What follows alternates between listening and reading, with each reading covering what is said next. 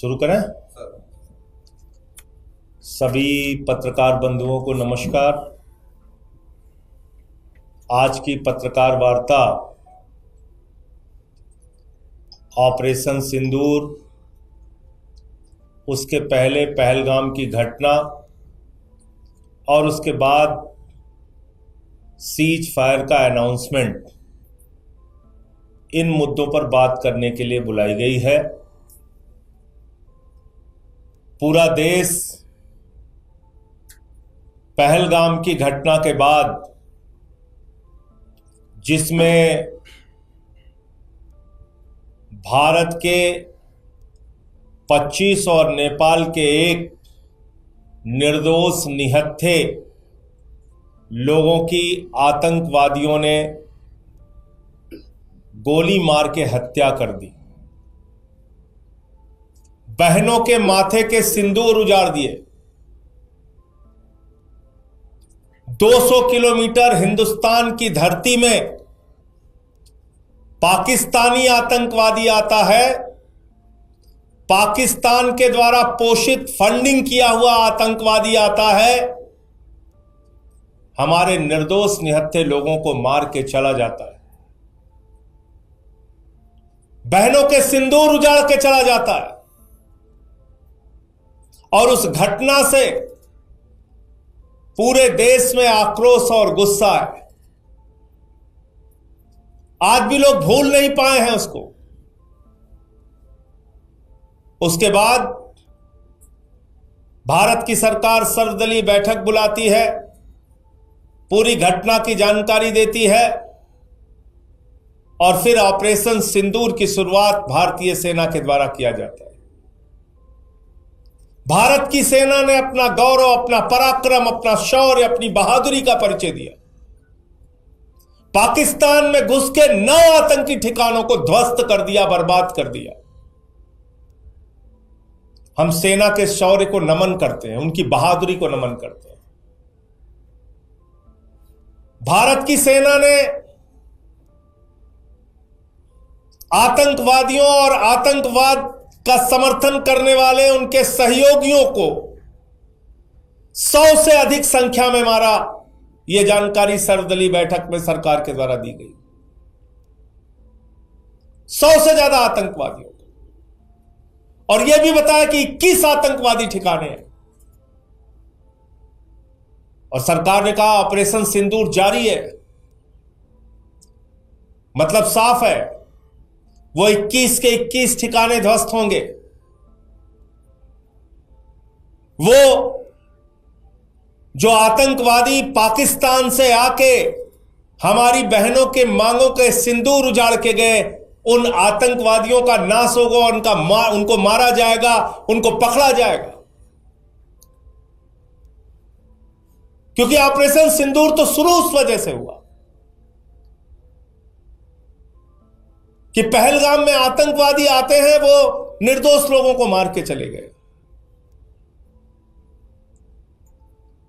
लेकिन जब भारतीय सेना इतनी बहादुरी का परिचय दे रही थी, पाकिस्तान को उनके घर में घुस के मार रही थी, हमारे जो तकनीक का विस्तार है वो इतना प्रबल था कि हमने पाकिस्तान की तरफ से होने वाले ड्रोन अटैक्स को विफल किया, हवा में विफल किया, उनके एयरबेस सिस्टम को नष्ट किया,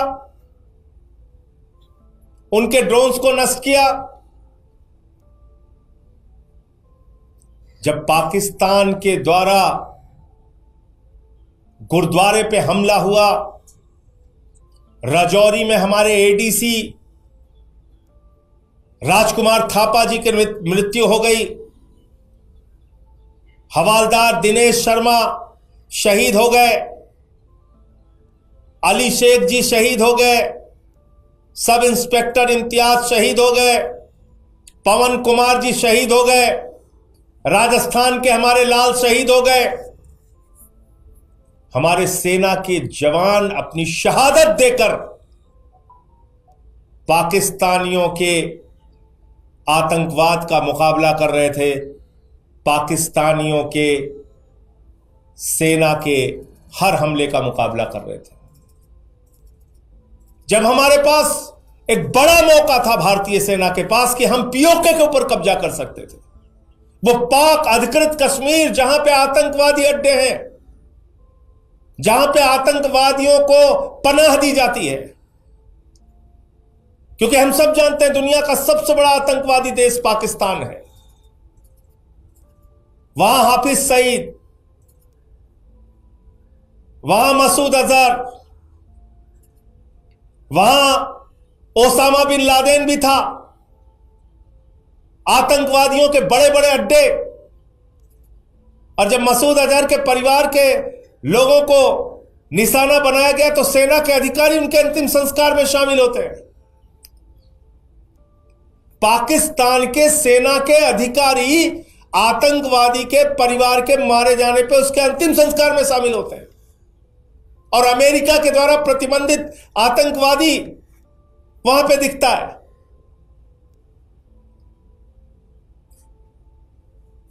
देश के लोगों के मन में एक सवाल है, बहुत बड़ा सवाल,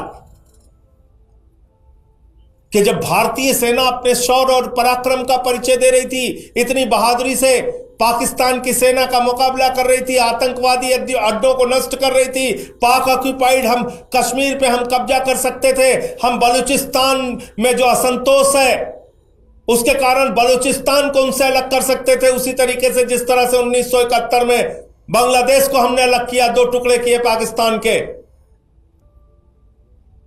ऐसे समय में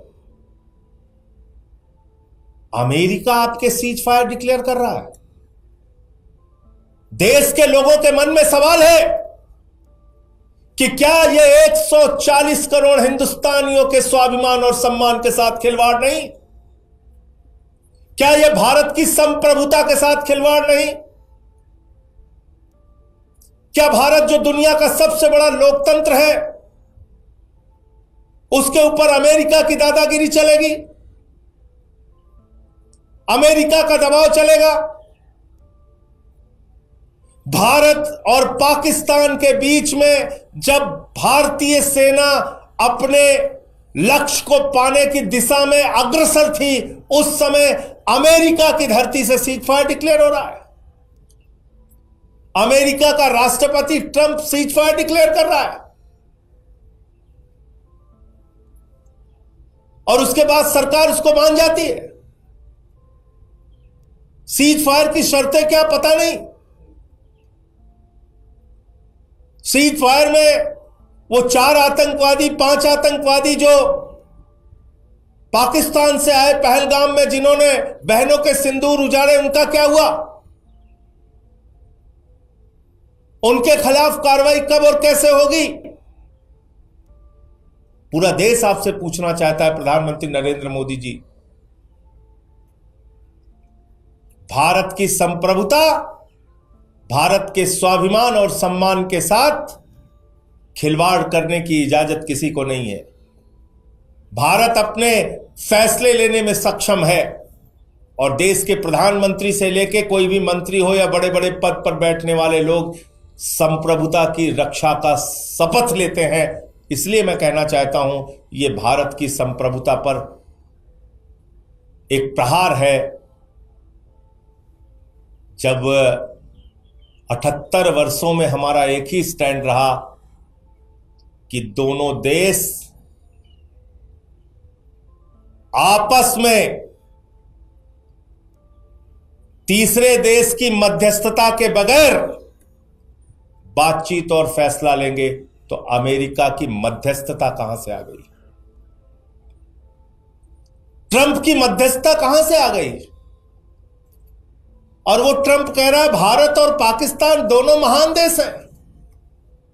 वो पाकिस्तान को महान देश मानता है। मोदी जी, क्या आप पाकिस्तान को महान देश मानते हैं? वो आतंकवादियों को पनाह देने वाला देश, वो आप भी उसको महान देश मानते हैं क्या? वो दोनों देशों को शक्तिशाली देश मानता है ट्रंप। आप पाकिस्तान जो जिनके यहां खाने के लिए मोहताज है, उनको आप शक्तिशाली देश मानते हैं।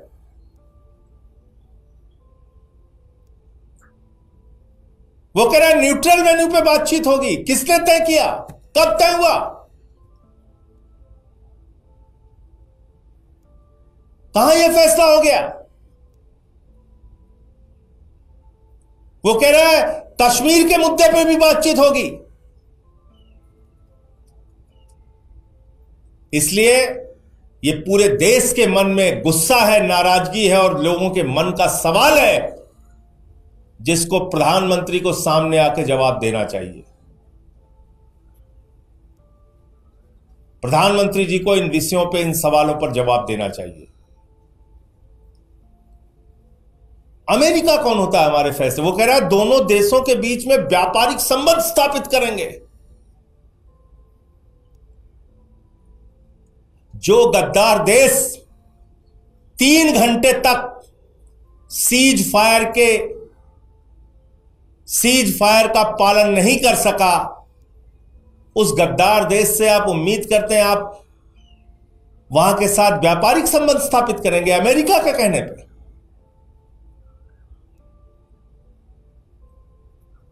भारतीय सेना के गौरव को, भारतीय सेना की बहादुरी को, भारतीय सेना के पराक्रम को, भारतीय सेना के शौर्य को पूरा देश 140 करोड़ लोग सर झुका के नमन करते हैं। और जब हमारी सेना अपने लक्ष्य को प्राप्त करने के लिए, पीओके हासिल करने की दिशा में, बलूचिस्तान को अलग थलग करने की दिशा में आगे बढ़ रही थी, उस समय अमेरिका के कहने पे, ट्रंप के कहने पे यह सीज फायर किन परिस्थितियों में और किस दबाव में हुआ, पूरे देश को इस बात की जानकारी प्रधानमंत्री नरेंद्र मोदी जी को देनी चाहिए। और इसके लिए सर्वदलीय बैठक बुलाइए और पार्लियामेंट का स्पेशल सेशन बुलाइए, इन सवालों का जवाब दीजिए। मुझे इतनी बात कहनी थी। अगर आपका कोई प्रश्न हो आप पूछ।